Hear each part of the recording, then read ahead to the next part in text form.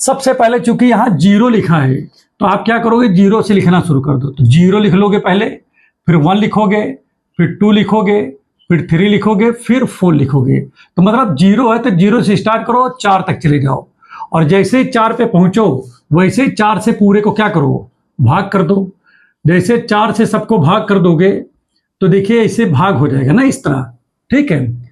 और उसके बाद देखिए ध्यान दीजिएगा अब क्या होगा, जीरो को अगर हम चार से भाग करेंगे तो जीरो आ जाएगा, और एक और चार है तो भाग करेंगे तो यही रह जाएगा।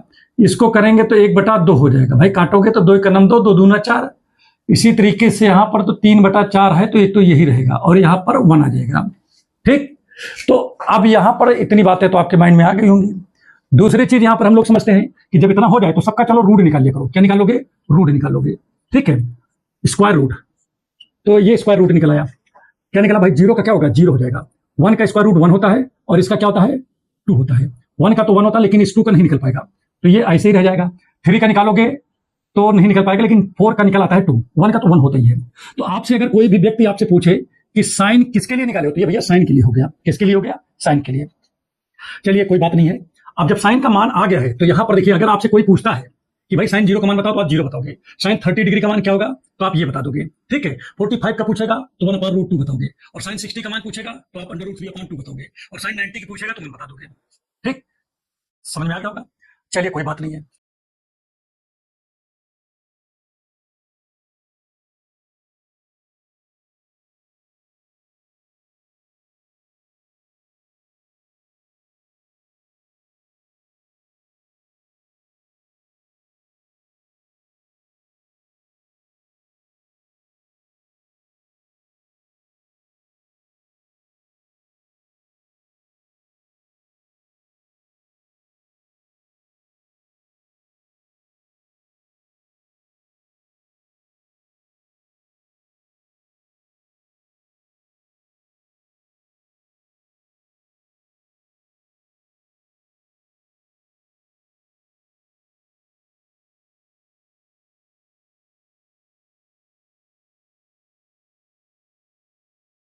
ये 135 का मान क्या होगा, 135 की वैल्यू क्या होगी टाइम में, तो 135 इधर लिखा ना, तो देखिए टाइम वाली लाइन से चलते जाओ, ठीक है, चलते जाओ, देखिए यहां पर मिला तो -1 होगा।